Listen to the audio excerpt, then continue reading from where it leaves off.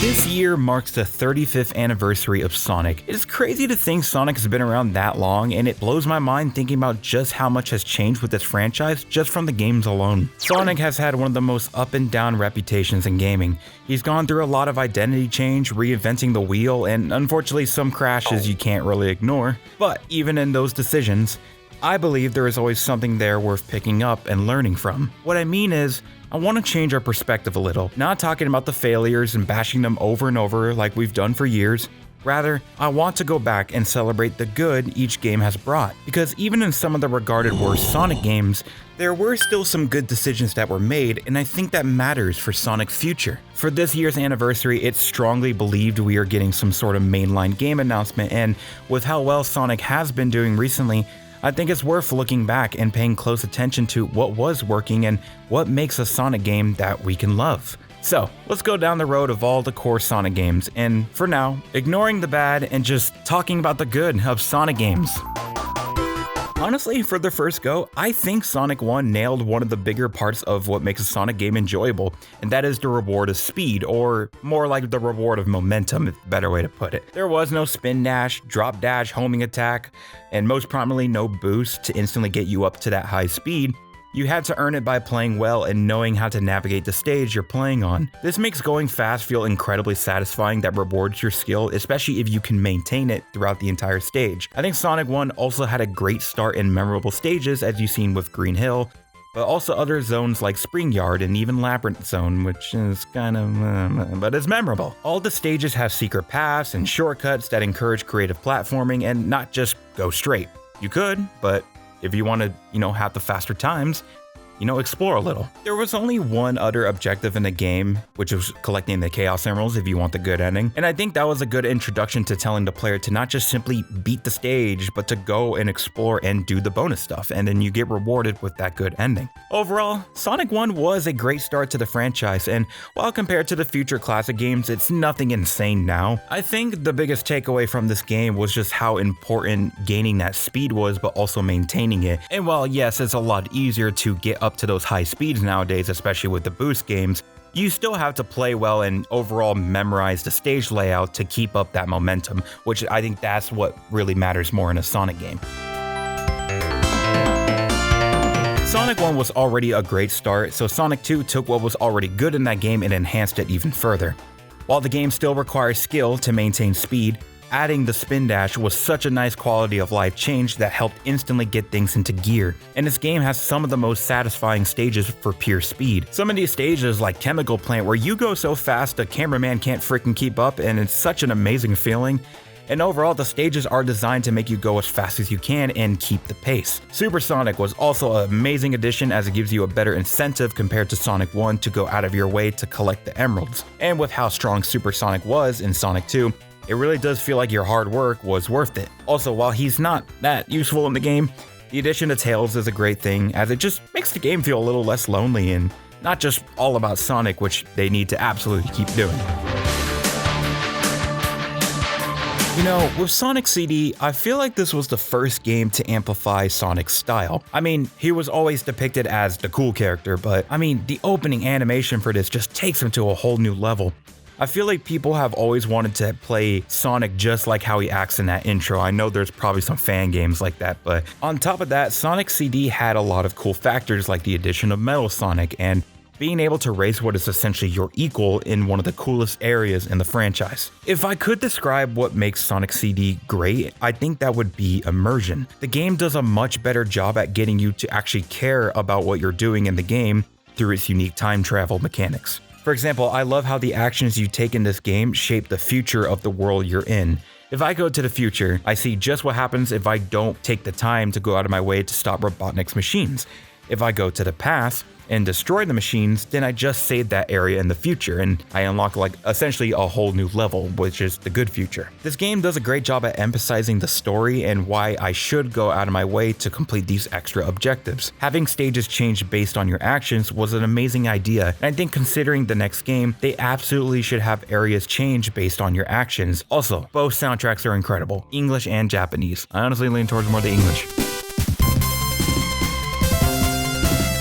I think that Sonic 3 was the first real attempt at telling a story through the actions. There is no spoken dialogue in this game, yet you can easily tell what's going on in that moment, especially with Knuckles' story arc. Going from Knuckles being your enemy that keeps messing with you, to confronting him and then him getting betrayed and teaming up with you, it was generally a cool story arc, and all of it was shown through the character's gestures, no dialogue spoken. The game clearly puts more emphasis on the story rather than just running through the stage and beating up Robotnik at the end. This is also further pushed by the interconnected stages, which I think is one of the best qualities of the game. While Sonic stages have always had drastic changes from one to the next, they don't necessarily need to make sense in that. Actually getting to see how you end up there and move on to the next stage really helps with the idea that this is all supposed to be in one place, Angel Island. I absolutely want more stuff like this in the future. Don't just drop me in somewhere, show me how I got there. On the gameplay side, the stages are still great, with some of the most memorable ones being Hydro City, I still don't know. Flying Battery, Ice Cave, Carnival Night Zone, and they all play well, balancing speed and exploration. And I actually think this game has the best classic stages for exploration. Also Hypersonic. Sonic Adventure's by far best feature is the control and freedom you're given in a stage. The stages are much more open, and this allows you to be really creative with how you skip entire sections in the stage. With this being the first real jump to 3D, excluding 3D Blast, this is absolutely something that needs to carry over into future games, having more freedom to go through a stage. And I'm not even suggesting returning to the adventure style gameplay, rather just take that same approach of freedom with this game and apply it to the future game. The other great thing Sonic Adventure did was introduce character-specific chapters, built with their own mechanics and gameplay style. And yeah, you could argue the other characters aren't as fun as Sonic's gameplay. I would rather much they just keep trying to have other characters playable in future games, rather than just always having Sonic. There is a massive cast in Sonic, and they have so much unused potential. At the time, immersion was also pretty great in this game with the inclusion of hub worlds. Hub worlds have to be some of the best inclusions in a game, in my opinion, because if not only it makes the world feel more alive, it just gives you something to do when you don't necessarily feel like playing a stage. You want to just screw around the world for a bit, just play in the hub world. I'm not sure if this is a hot take or not, but I honestly miss when the Sonic settings were more in the human world. Yeah, I mean, I know it's all technically the same world, but after Unleashed, Sonic has sort of stepped away from human appearances in their games, and to me, it was always cool to have Sonic run around cities and areas that resemble ours.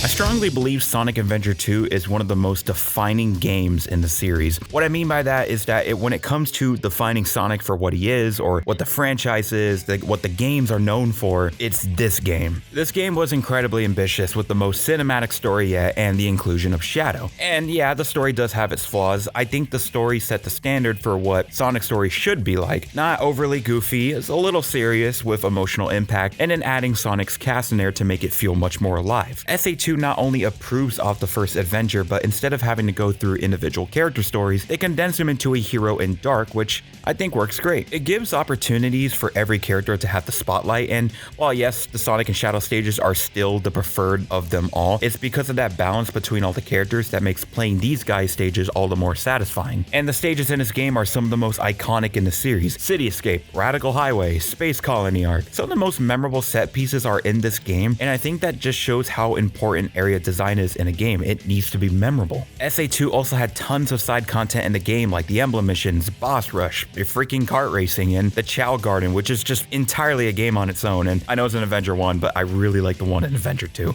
And yes, while minigames are whatever sometimes, I think they should be considered. I like minigames. I find myself at times just wasting time on the side content if, again, I just want to be in the game but don't feel like always replaying the main stages. Out of all the games I discussed so far, I think Sonic Adventure 2 is by far one of the most important ones for them to look back and reflect on, as it not only tried tons of new things, but I think overall it got them right, and that's why it's so memorable and beloved.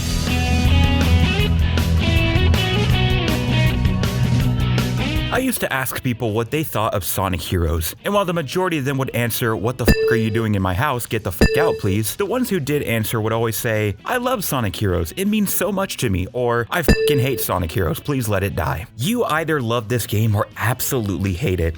Despite a lot of the gameplay issues it has, I just can't hate it. This was my first Sonic game, and so I look back at it with rose-tinted lenses, and honestly, 5-year-old me probably didn't notice the issues at all, so it's fine. What Sonic Heroes did do right was the team dynamics. This game had the most playable characters yet, and everyone was grouped into a team that all mixed well with each other. It's nice to play through the stages and hear the characters bantering with each other, or they make a comment about the area you're in, and everyone has pretty unique dialogue based on their personality. It makes the game feel much more alive and, even a little less lonely. The majority of Sonic games have been just Sonic, so playing with multiple characters at once is a nice change of pace. Cycling between speed, power, and flight was a fun addition, and I found it really satisfying to get all the characters to max level since they get relatively powerful against enemies. The stages in this game are also some of the most creative. Seaside Hill is one of the best opening stages. Bingo Highway has you rolling down casino games. Rail Canyon is entirely on rails, as you freaking guessed. And Egg Fleet is by far one of the coolest stages in Sonic, where you are near atmosphere level, jumping from ship to ship, destroying them along the way. Sonic Heroes may absolutely not be a great game to play, but it definitely introduced creative concepts that can be refined further. In the future, having multiple playable characters that flow well with each other would be such a strong addition, as well as being able to upgrade your movesets through a stage. I would love to see more of these elements in the next game. Sonic 06 is highly praised for its amazing music with its orchestral pieces, the character themes, and the leitmotifs spread throughout. On top of that, at the time, the game was absolutely gorgeous with the CGI cutscenes, and they were just so well made. The story direction is still towards that darker tone, which I still think is better for Sonic stories. I think that's when the Sonic stories tend to be more memorable and more impactful. And this game introduced Mephiles and Silver, with Mephiles being a well-liked villain, but most importantly Silver, who is still beloved and is one of the better parts of the game. And I want to say this now, but if I want to take one thing from 06 and put it into the future games, it is absolutely this dude right here. No one deserves another chance than Silver, and I strongly believe he would work so well in another Frontiers-like game. In fact, go check that out if you want, because I made a video on it. You can tell with all of this though that they clearly did have a grand vision with this game. It just unfortunately didn't reach that quality. The areas of potential are all there though, and it even carries some of the parts I mentioned in the previous games that the new one should have. It has an ambitious story, there's character interactions, character variety, unique movesets, and honestly, decent level design. They just didn't take the time to give each of those aspects enough depth. And to further prove that it had the right stuff, look at Project 06, which shows what the game could have been if it had that quality control and the time in the first place. It doesn't even drastically change what 06 had, it just simply elevated it, and now it's been praised for how good it is. But yeah, I think this was the best way I could look at 06. The good was all the interesting ideas it had set up in the game, as well as high quality OST and cutscenes, and the introduction of one of the most popular Sonic characters. If there was anything to take away from this game for the future, it's absolutely time and quality. You could say that Sonic Unleashed is by far the most polished or quote-unquote complete a Sonic game has ever felt. While I couldn't find the specific amount, it is said that Unleashed had the highest budget so far of any Sonic game, and I believe the model has like the most polygons or whatever. I'm not an animator by any means, but it's like the most detailed model they had. So there clearly was an ambition for the quality there. But it does clearly show this game is graphically beautiful, and the soundtrack is very high quality with the continuation of the orchestral music direction. Keep in mind, this game came out in 2008 on the Xbox 360 and the PS3 and, the Wii also, but I'm looking at the PS3 and Xbox 360 versions. So at the time, this game was way ahead of others in terms of like graphic fidelity and just the quality. Sonic Unleashed was the first game to start the true boost formula gameplay that we would come to see in future mainline games, and this one might actually have done it the best. The daytime stages are so fun to play, having insanely fast boosting while still maintaining that balance of speed and platforming skill. They also are relatively lengthy stages, with some taking over 5 minutes to complete, which I think is obviously very, very good, because Sonic stages have gotten shorter over time and it makes each stage not feel as fun as it should be. Each stage does well at carrying its own identity, and they have a lot of cool set pieces that make these fun to play. Even now, I would say these are the highest quality boost stages we've gotten. You either love or hate the Werehog gameplay, but I do like the creativity in the combat and the moveset here. At the time, it was a drastically different playstyle than what we are used to, and I do really think this kind of style can work in the future if they decide to add more playable characters. Plus, I mean, they kind of brought this back with Frontiers combat. But I mean, I can see this being a very good template for like Knuckles style gameplay. It just needs to be taken further than what it was, which is, like I said, with 06. The foundation is completely there. I don't think it should deserve to be scrapped. It just needs to have that more time in the oven, as you would say. I think the story here too is one of the strongest parts of the game here. It's lighthearted and fun, but it still balances it with the more serious elements like Light and Dark Gaia. And the setting of the game just being literally exploring the entire world is really awesome. I love how all the locations are based off real world countries, and with it having a hub world again where you could talk to people, buy local food, and the music being inspired by the country it's based on, it's arguably the most immersive Sonic game yet, and I think that's really important to have in the game. I really love immersion. I just remember like after experiencing the story and like the characters and like going around the world, getting to the end of Unleash and having that empty feeling like, damn, it's really over now. And I really only feel that way about games that I'm really immersed in and I care for. And so far, despite loving other Sonic games probably more than this, no other Sonic game has made me feel like that but Unleashed.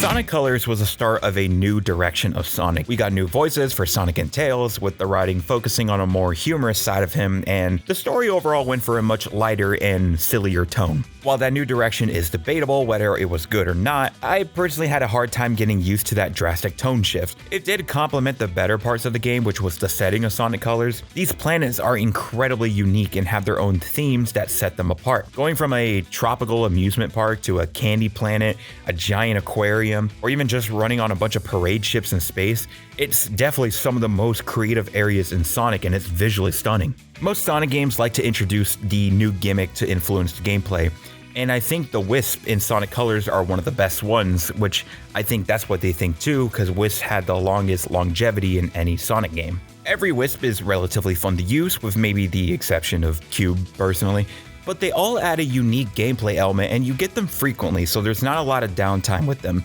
Wisp not only gave you new abilities to use, but they added a lot to the exploration, with many alternate paths being accessible depending on the Wisp you found. Not only that, but when you unlock new Wisp in future planets, you could go back to the previous stages and use some of those new Wisp to reach areas you previously couldn't. I also think between the boosts and the Wisp, they balanced it pretty well, because unlike Unleashed and Generations, your boost was not as frequent, but the Wisp would help substitute those parts of the stage. So overall, while Sonic Colors was the start of the more like sillier kind of Sonic that some people don't really like as much, I do credit Sonic Colors for having just a lot of creative concepts that we normally didn't see in previous Sonic games.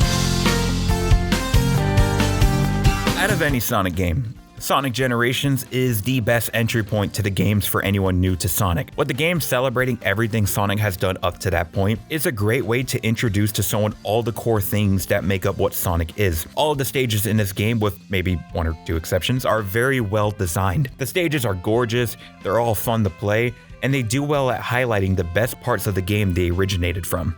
Some notable ones like Speed Highway and Seaside Hill, City Escape, Rooftop Run, I find myself constantly replaying them because it's long enough to learn to master the different routes, but not too short where it feels like the fun's already over. I think Generation stages really did well with the balance here. Both the classic and modern Sonic gameplay styles are both enjoyable in each stage, and while I'll say I do prefer modern Sonic over classic, I still find myself playing the classic stages every now and then. On top of that, Generations has a sizable amount of extra challenges, and yeah, it's just side stuff again, but they're actually pretty enjoyable, and some of them are pretty creative. Hell, again, even just running around the hub world is kind of entertaining. What I think is really good about the game is the story. It's incredibly simple and short, which I think works for this game as it serves as a central point for anyone to get into Sonic. The quicker people can just play the stuff and get the idea of, okay, this is what Sonic is like, the more likely they'll stick around and maybe explore the other games, so having a shorter story actually helps that. Overall, Sonic Generations is not only one of the better Sonic games for how good the gameplay is, but is also the best starting point for anyone you would recommend Sonic to.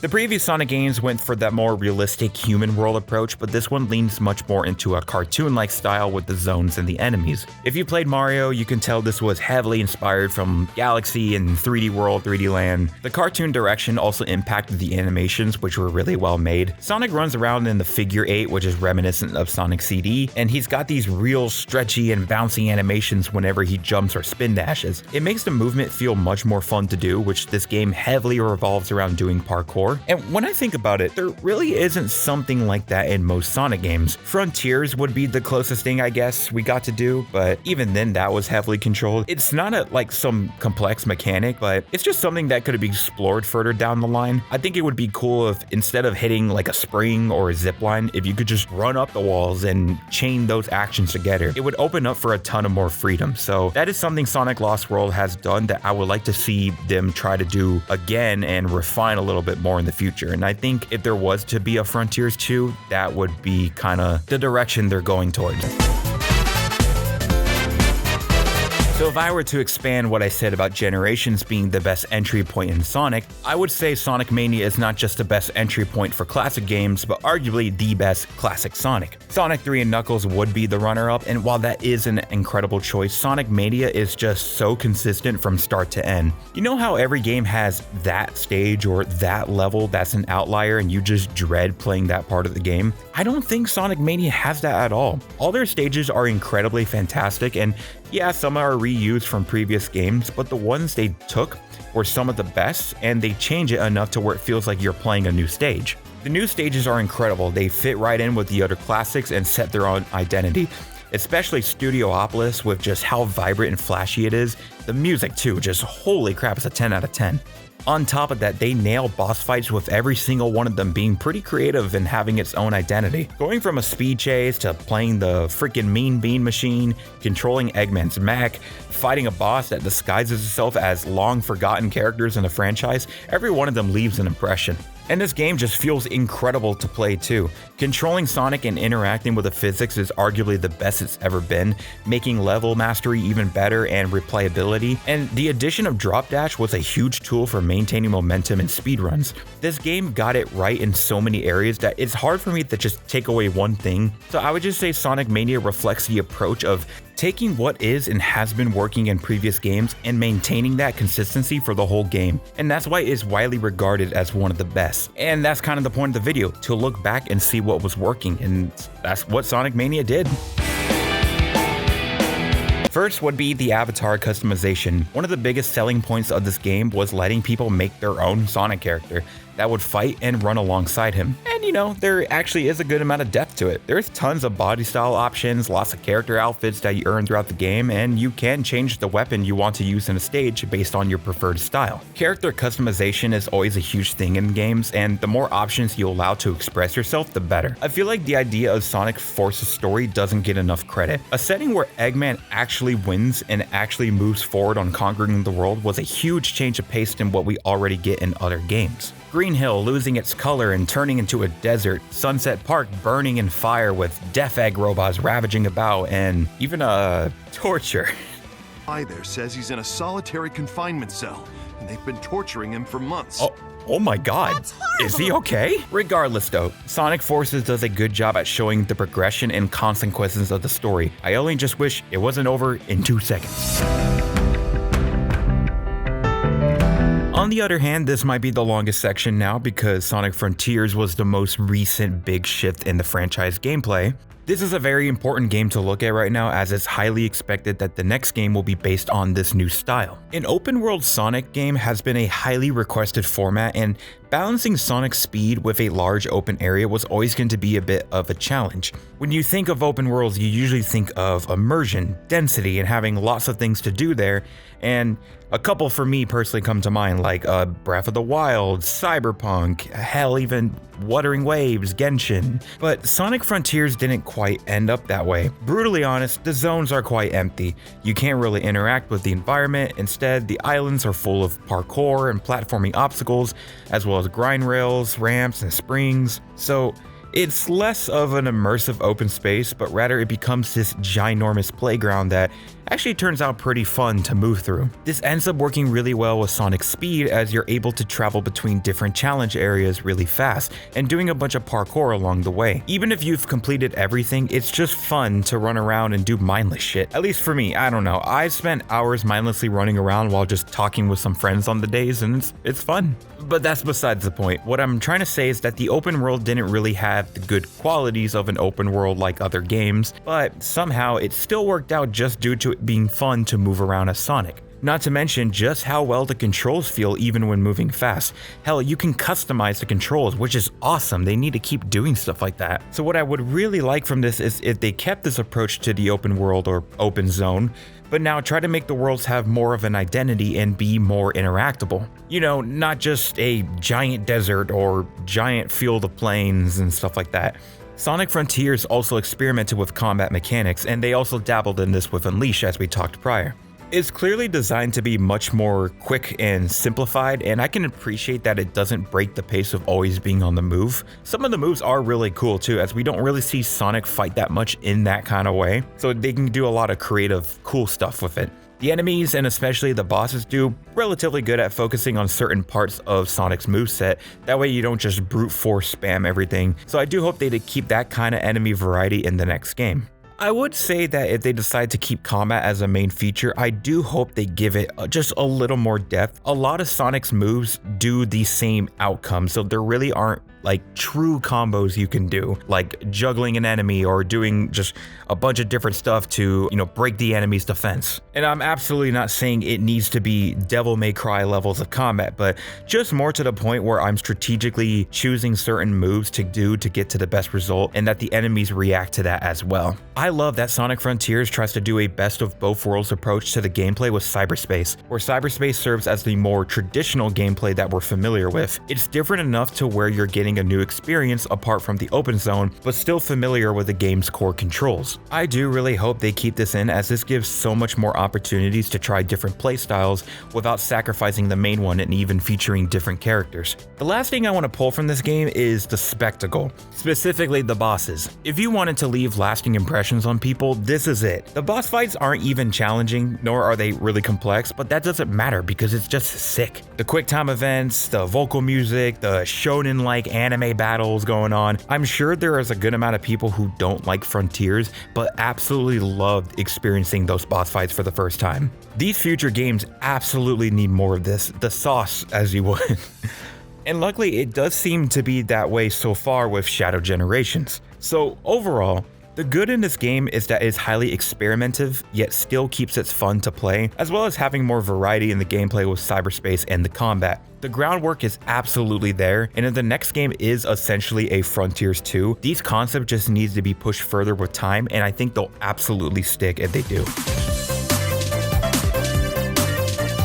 Multiplayer isn't really something that's huge in Sonic games, besides a couple of side ones in previous games, and even those were relatively minor, but Sonic Superstars attempted to have a bigger focus on multiplayer with being able to play up to 4 characters at once. And with each character having a different ability than the other one, you were getting a fairly unique experience with whoever you wanted to play with each playthrough. Overall, it was a nice change up being able to play through the main story with more than just Sonic. At least, I would say that if I actually got to play the multiplayer, but I didn't because it's couch co-op only. It's not online, and I don't have any friends. But even with that, I don't really want to say the main takeaway would be to add multiplayer in future Sonic games, as some of that is just flat out impossible based on how the game is designed. But I would say Sonic Superstars is another emphasis on having more playable characters other than Sonic again. As long as you make their gameplay unique and fun, people will choose to play them. The other good addition was the Chaos Emerald powers gimmick, and yeah, they weren't as gameplay defining as like the Wisp, but they were little nice enhancements to the core game that would help reward exploration and be more creative in your playthroughs. And you got a sense of progression as you unlocked each new ability one by one, so that was nice.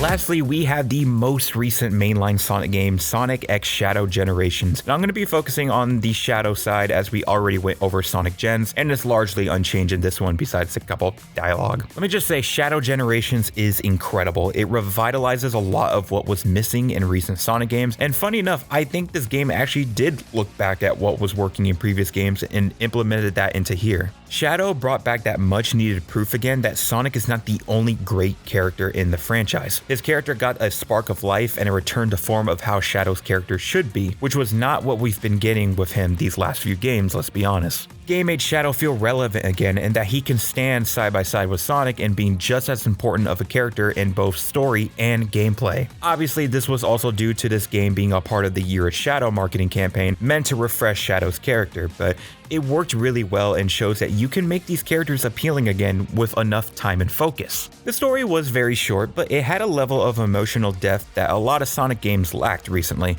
It's a more serious story again, which kind of comes with Shadow's character anyways, but that pushes even more that other characters need to have this focus, as every character exhibits different personality traits, which leads to different types of stories. On the gameplay side, Shadow Generations is clearly an evolution of Forces in Frontiers gameplay, which utilizes a new set of physics and movement. I think they nailed it in this one, as it's a perfect balance between speed and control. In terms of boost games, this seems to be the best one yet in terms of controls. Everything feels much more precise, but still fast enough to challenge you. And like I said, should the next game be Frontiers 2, I hope they stay with this approach, as this feels like the best balance yet. Of course, I'm not saying it's perfect, but this is a big step forward compared to just how slow cyberspace was, for example. If we combine the open zone gameplay and had something like this as the cyberspace part of the game, I think that would be really good. All the stages in this game are straight up bangers, bringing back some of that exploration and alternate paths that we lost in Forces. There's a lot more freedom, and you're rewarded for the exploration either through shortcuts or getting collectibles. They're pretty lengthy too, which is always better than playing through a 30-second stage and it being over just before it gets good, which was kind of the issue with cyberspace and Forces stages, mainly Forces. On top of that, the Doom abilities that they added to that game are a great addition, as they're literally just bonus abilities to Shadow's base kit, and they flow very seamlessly in these stages, as you can use the majority of them as you move along. Just like how I complimented Adventure and Unleash for its hub worlds, Shadow Generation has a great hub world. The white space here is much larger, it's full of challenges, there's platforming collectibles, there's Easter eggs there's people you can talk to. I will always prefer this over any kind of menu or list to pick my stages. Being able to physically go to the stage I want to play, as well as, again, just running around and picking stuff up along the way, is always going to be better than just picking that all off of a menu. I really hope they make hub worlds a staple thing in Sonic games. It's not only fun, but they add a lot to the immersion of the game. Overall, I think Shadow Generations was a slam dunk of a game, especially compared to recent entries. And this game is pretty important right now, as Sega has something recent to go off that is working well. And, we can only hope that they keep evolving this in the future. Sonic has changed so much ever since he debuted in his first game. Tons of new characters, gameplay styles, and the overall tone has evolved with each game released. Sonic games have never been just one thing, and I think that's what I love about it, is that you can put Sonic in all of these genres and mostly have it work. Of course, if you're familiar with all these games, you know that multiple times they failed on executing it right, and I think that's why Sonic is often mocked at throughout the years. But for all the times he has failed, he's also succeeded just as much, and it's amazing that despite that, a franchise can be so popular and relevant after 35 years. If there's anything to say, it's that Sonic is resilient. And frankly, I think there's enough discussion out there about all the bad Sonic games and trashing the series. I don't want to add to that. I didn't want to add to that. I wanted to celebrate what they got right and what they could do with that in the future, instead of just saying this thing sucks, let's just never do it again. There's always potential for this stuff. In those failures, there are good ideas, good concepts, mechanics that are worth talking about and remembering. Just because something didn't work out the first time, it doesn't mean it should be completely scrapped, and for all the things that did work, they should be remembered and maintained. People like these things for a reason. Of course, I always hope that Sega keeps trying new things, but I also don't want them to leave behind what makes Sonic so good. With recent games like Shadow Generations and even Frontiers being a success, it does seem like we are finally moving forward in a consistent, positive direction, and I can only hope the next game keeps that momentum. Whatever it is though, I'll be excited to see whatever comes next for Sonic. I'm sure that if anything, they're gonna keep trying their best to make the best Sonic game they possibly can. So happy 35th anniversary to Sonic, and thank you guys so much for watching. I'll see y'all in the next one. Take care.